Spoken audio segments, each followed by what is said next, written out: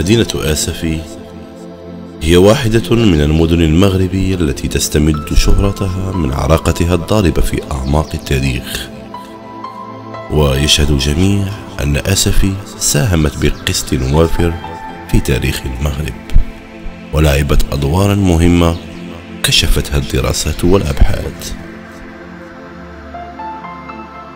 عاشت آسفي أجيالا كثيرة، وتعاقبت فيها حوادث مختلفة، وتوقفت عندها المصادر التاريخية.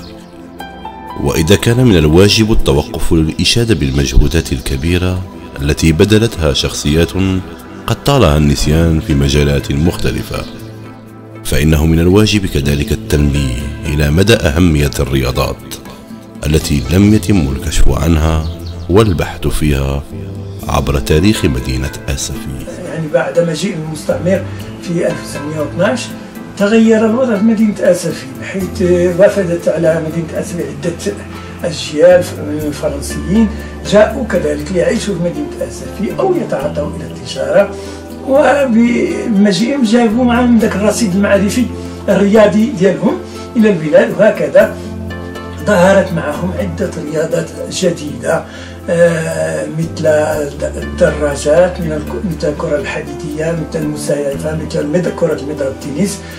ونمت شيء ما الرياضة بمدينة آسفي، إلا أنه رغم هذا العدد الكثير ووفرة التخصصات لم تنطلق الرياضة بصفة رسمية بمدينة آسفي، وبقيت تدور دائما في إطار يشوبه الأرستقراطية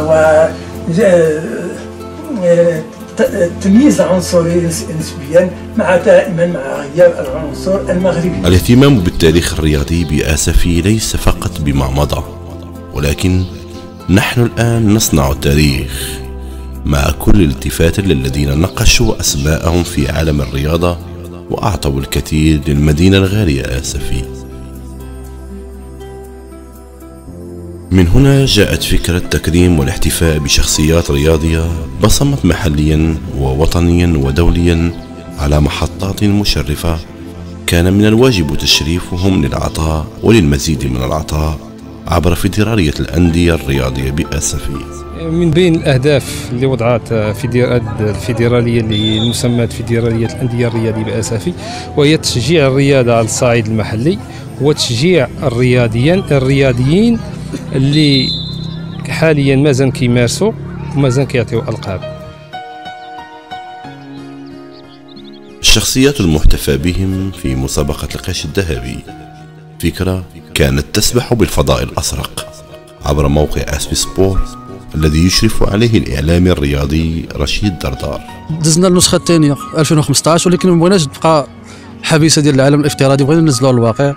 تلاقينا مع الناس تاع الفيدرالية، حبوا الفكرة وتبنوها، والحمد لله كنتمناو ان شاء الله غتكون في تدوز في مستوى جيد ان شاء الله، وتبقى تقليد سنوي ان شاء الله بحول الله. رشيد بوالحواجب، ايوب بيري، سعد ايد الخرصة، خديجة العربي، عثمان القمري، اميل كتاني، عثمان الهلالي، عبد الاله الحسيني، ليلى مرزاق، عز الدين محي، يوسف السيناني، عزيز العلاوي الساسولي، ويحيى الطبل، كلهم ابطال وكلهم محتفى بهم في هذه السنة وفي هذه الليلة.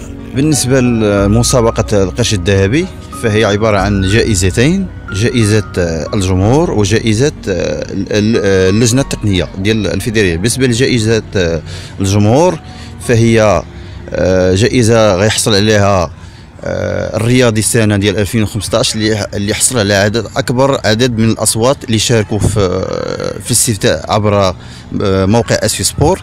بالمناسبة فعدد الأصوات أو المصوتين كانوا فوق 11,000 اللي صوت في الموقع، وفاز بها السي عبد الاله الحسيني. أما بالنسبة للجائزة الثانية اللي هي جائزة اللجنة التقنية اللي كيسهروا على أطر رياضية في المستوى من داخل الفيدرالية، فهي جائزة غتعتمد معايير تقنية في الاختيار ديال الرياضي، واللي ان شاء الله الاسم ديال هذا الرياضي اللي فاز بها نخلي مفاجأة ان شاء الله يوم الحفل ان شاء الله باذن الله.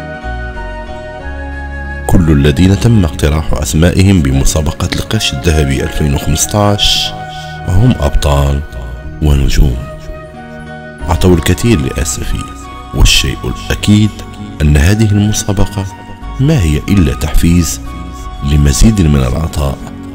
حنا ما تنقصوا حتى واحد، بالعكس حنا بغيناهم كلهم ان شاء الله يكونوا ابطال، وفي هذا الاطار تنشجعوهم ان شاء الله باش حتى تكون الاستمراريه حتى العام الجاي ان شاء الله تكون ثاني هذه المسابقه ويبقاو ديما ابطال. كمان ما تنساوش ان كاين الحمد لله ابطال اخرين اللي كبار في السن ان شاء الله نحاولوا نحرصوا ما امكن ان شاء الله من بعد في السباق هما يكونوا ابطال ويكونوا كضيوف شرف. هذا الشيء ان شاء الله نتمناه من هنا لقدام ان شاء الله. الحديث عن تاريخ وحاضر الرياضات بأسفي وأبطالها لا يمكن سردها بشكل مدقق في حلقة أو حلقات. نشد على أيدي منظمي هذا الحفل راجين من الله العلي القدير الاستمرارية للمسابقة ولهذا العرس الرياضي الآسفي بامتياز.